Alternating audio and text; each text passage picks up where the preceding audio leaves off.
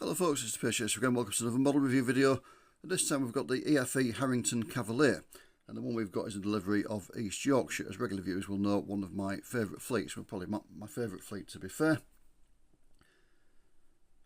So the Cavalier was produced in the 1960s by the well-known bodybuilders Thomas Harrington of Hove. They also did a Grenadier, which was very similar, just had a different lower front. EFE did do the Grenadier as well. Again, basically the same casting, just a bit of a variation on the front end. There is a common grumble amongst enthusiasts about this model, and that is that it's too short. Basically, most of these bodies were built on AEC Reliances or Leyland Leopards that were about 36 foot long. The EFE one is a scale 30 foot, and there is a reason for that, and I can tell you exclusively to Pacer Chaser what the reason is. Now, EFE used to do their models by photographing and measuring a real vehicle, and the real vehicle they used in the case of this casting was this bus that they've modelled here, East Yorkshire, or the former East Yorkshire 692, which by then was in preservation. And I was on it. It was a Santoff rally. I think it was either 1989 or 1990. A friend of my dad owned it at the time, and they'd contacted him. They must have seen him at a rally previously, and they'd asked him if they could come to Santoft and measure and photograph his bus. Now, East Yorkshire 692 is a Leyland Tiger Cub that was 30 foot long, and that is why EFE did the model as a 30 foot long bus, because that's the one they measured and photographed, and it's caused grumbles ever since. Apart from a gentleman that was in the Model Bus Federation at the same time I was briefly, who had made quite a business out of buying EFE models, chopping them about, putting two together and making a 36 foot long vehicle. So I'm sure if you look online you can see some that have been converted to 36 foot. But that's why anyway, it's because they used this bus in real life. And this bus in real life was a Leyland Tiger Cub with a 30 foot long chassis. So this was one of the earliest models that EFE did. It was first released in August of 1991. They did a couple of variations of it. There were some with a raised destination blind on the front end. I only did 3 versions of the Cavalier in that between August 91 and May 2007. But this version without a destination blind on the roof, there were 27 releases of that between August 1991 and June of 2016. They also did the Grenadier, as I mentioned, the Harrington Grenadier. 5 of those were destination boxes and 15 without, so you know, there were quite a few to go at, and they were released between November 1991 and February of 2017. There are a heck of a lot of them available on the second-hand market. Basically, when EFE first started, they didn't put any kind of limits on the number of buses they produced. They just did absolutely loads, thousands and thousands of each release, and they flooded the market, and therefore they became, you know, really readily available. And they still are. They're not hard to find by any means. This particular model is catalogue number 12102, released in April 1992. It might have been the bus that they measured and photographed to do the casting, but it wasn't the first one released, it was the second. But it was still up there towards the front. So the rail bus East Yorkshire 692 was new in May 1960. As we said, it was a Leyland Tiger Cub. It had 35 coach seats in it. And when it was fairly new, for the first few years, it was used as the Hull Kingston Rovers Rugby Club team coach, but we'll try not to hold that against it. As you can probably just about see on the video, it was named Pocklington Star. East Yorkshire named the coaches after stars. Well, they were named in the Star series. I don't think there is actually a Pocklington Star, but yeah, this one was called Pocklington Star in the Star series. It was registered in real life 6692KH, but in common with all the EFE releases at the time, the standard releases at this period didn't have registration plates displayed on them, only deluxe versions, but there wasn't a deluxe version of this model, but that was its registration, 6692KH.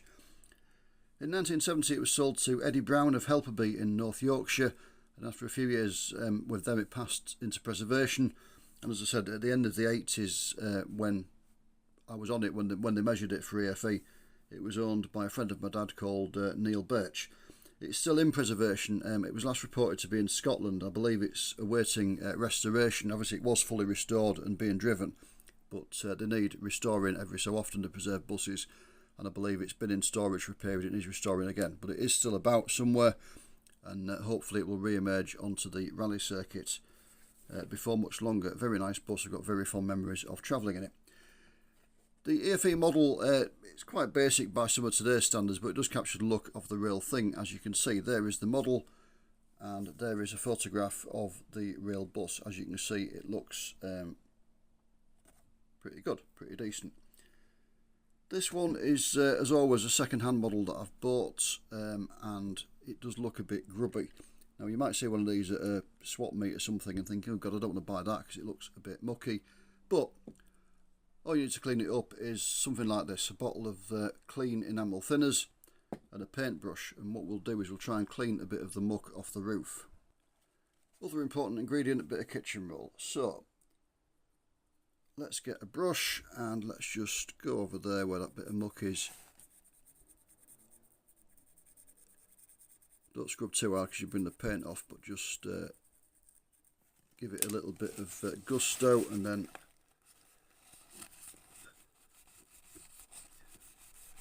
yeah, we've got some of it off. So that's all you need to do to clean it up. I'll do that separately. I'm not going to do it all on the video because otherwise it'll be a very long video. So let's have a look around it. So starting at the top of the front, as we always do, the shape of it is really well captured. That looks very good indeed. The windscreen is a little bit basic by modern standards. The dividing bar and the wipers are moulded onto it, but are not picked out in a different colour, so you've got to kind of tilt it to the light to see them. It would benefit if you could bother to do it just from picking those out very carefully, just to bring them out.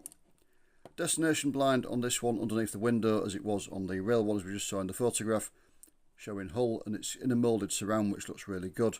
The side lights moulded on as well. You've got the twin headlights there, again looking really good, cast in, plenty of relief to them, as there is to this little detailing panel or detailing moulding there, which again was on the real thing.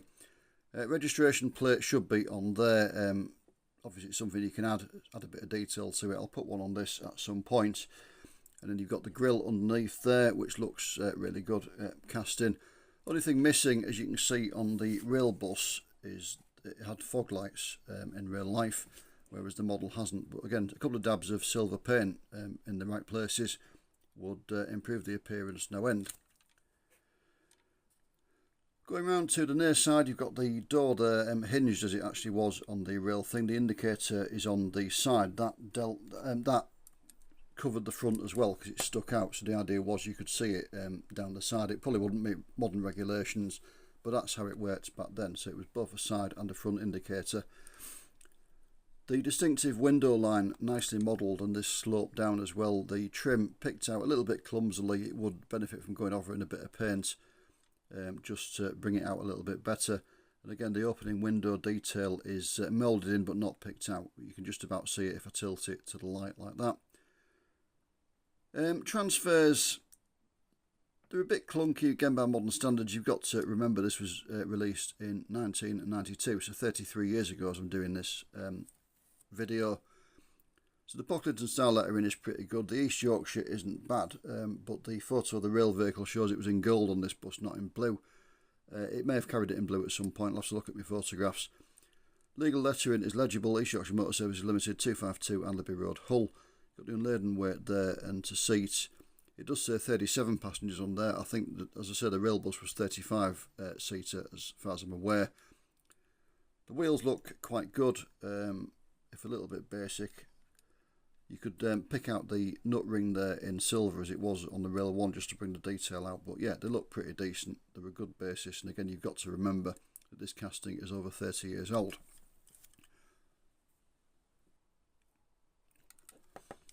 Going around to the back, again, the general shape of it's pretty good. You've got the dividing bar moulded in there but not picked out on the back window. Something you could do there. As far as I'm aware, in this recess that's actually modelled, it did say East Yorkshire. It had, I think it was a blue background with, was it gold or, I can't remember if it was gold or yellow lettering. I think it was gold, but yeah, it had the East Yorkshire name in there. So again, that is a detail that you could add. The boot is nicely modelled. You've got the two parts of it there, and the hinges moulded in as well, which are really good, and the little handle to open it.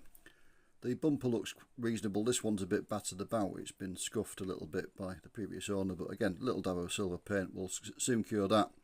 And the distinctive Harrington feature of these lights on the back, these light clusters in a kind of oval shape, with the lights picked out. Again, looking pretty nice. As I keep saying, not up to modern standard, but again, it's over 30 years old, is the casting, and indeed this particular model. Round to the offside, you've got the emergency door there, nicely cast in with the hinges again and the handle to open it, and the various bits of moulding detail and that looking pretty good. Pocklington's name again, so yeah, it all looks quite nice. The roof is nicer detailed as well. You've got the step up there, which was a feature of the real thing. This one did have some top lights in the front part as well, a couple of windows there which aren't modelled. You could paint them on, obviously it's just a standard casting, but yeah, you could paint them on, again, just add to the detail. But it has got the skylights there and there, as you can see, nicely modelled in, and the roof panel detailing looks pretty good. Chassis detail, fairly basic as you would expect on an EFE of this era, but you've got the main framework of the chassis, little bits and pieces of like fuel tanks and things and bits of the mechanics, and you've got the spare wheel there, which was slung under the bus in reality. Again, you could sort of paint that black so it looks like the tyre, but yeah, it's basic, but you know, the detailing is there, it looks pretty decent. Maybe tone it down a little bit as well, obviously done in body colour if you're displaying it on a hill. I know I say this all the time, but it will shine up at you and it'll look a bit weird. The interior is quite basic but reasonably enough. The seats are moulded, there's some shapes of them, not just like blobs of plastic, so the shape is pretty nice. The base colour is blue, which the rail bus, the seats on it were. It did have quite prominent antimacassars stuck to the seats most of the time in white, so if you could be bothered to take the bus apart and just paint them and maybe do the backs a different shade of blue and things, just to bring some of the detail out, it would benefit from it. As usual with an EFE, you drill the rivets out and it comes apart. This one splits halfway up, you can see the join between the two parts there, and the window unit just slots out. It's not flush glazed as many early EFEs weren't, it just slides out. It's a full single piece unit is the glazing. But yeah, it'd be quite easy to take it apart and do that, and it just would benefit from it a little bit. But all in all, it's a pretty nice model. Again, to say it's over 30 years old, it does pass muster. It doesn't look, you know, as I say, it's not quite as detailed as modern stuff, but it's not bad by any means. And it will look reasonably enough if you stand it next to a more recent model, a more recent casting. So how much will one of these fine machines cost you if you want to add one to your collection? Well, again, here's the good news. Like many older EFEs, they are quite cheap. This one cost me a fiver, as you probably noticed when I looked at the chassis, and it came from a stand at a bus garage open day. And if you can find one at, you know, Toy and Train Fair, Rally, etc., on a stand, you probably expect to pay about a fiver for it, maybe even less. You might find one for less than that. £3 or £4 isn't unknown. If you look at eBay, which a lot of people get their vehicles from now, the cheapest one they had on there when I looked at this, doing this video in the middle of July 2025, and the cheapest one was £1.75 plus £4.44 postage and packing, so £6.19 all in, and that was a Southdown one. The most expensive one they had was £75, £74.99. That was a Code 3 repaint for an unspecified operator. The most expensive normal release they had was £39.95 plus £3.95 postage and packing, so £43.90 all in, and that was the BOAC one, some of them more collectible than others. If you wanted the East Yorkshire one, the cheapest one I could find on eBay was £4.88 plus £3.88 postage, so £9.76 all in. Sorry, no, £8.76 all in. I can't add up, I've added it up wrong on my notes. But yeah, £8.76 all in. And the most expensive was £19.40. That was £14.95 for the bus and £4.45 for the postage and packing. And those prices covered the Grenadier as well. I just put EFE Harrington into the search. As I always do on these videos, I looked at the Liz Keith website for a bit of balance, see how much they were selling them for. The cheapest I could find was £2.50. And that was a Harrington Grenadier, a delivery of Ellen Smith of Rochdale. The most expensive was £25. That was a royal blue version, but in National Bus Company, National Coach White. The sort of National Express, national coaches of any release, normally quite expensive and sought after. So that was the most expensive at £25. Postage and packing on top of those, about £4 per model, I think. So you're looking at £6.50 for the Ellen Smith and £29 for the Royal Blue. They didn't have an East Yorkshire one in stock, so I can't tell you the price of the East Yorkshire. Is it worth getting? Well, yeah, it is. I mean, all these old EFEs, as I said, they pass muster, although they are older castings. They do still pass muster alongside modern vehicles. And if you're looking to build up your model collection cheaply, then these are the kind of models you're looking at. I mean, a fiver, you know, a lot of places you couldn't buy a pint of beer for a fiver nowadays. You know, you'd be looking at that for a sandwich kind of thing, so it's not bad for a model bus. So if you're having a budget, they're ideal these kind of models to build your collection up. And it is a nice model, as I say. And this one I have personal recollections of, as a friend of my dad owned it for a while. We had a couple of trips out, went to Sandtoft when EFE measured it. We also went to Halifax, the bus rally there, on it one day. And we had a couple of local runs round and about where we lived. So yeah, I do fondly remember it. Travelled quite a few miles in the rail vehicle in preservation. So I'm pleased to have it. I will try and get the sort of muck off it, as I've shown you how to do, and then I'll put it in my collection, in my display case, no doubt. As always, thank you very much for watching. Take care, and I will see you again soon. Bye for now.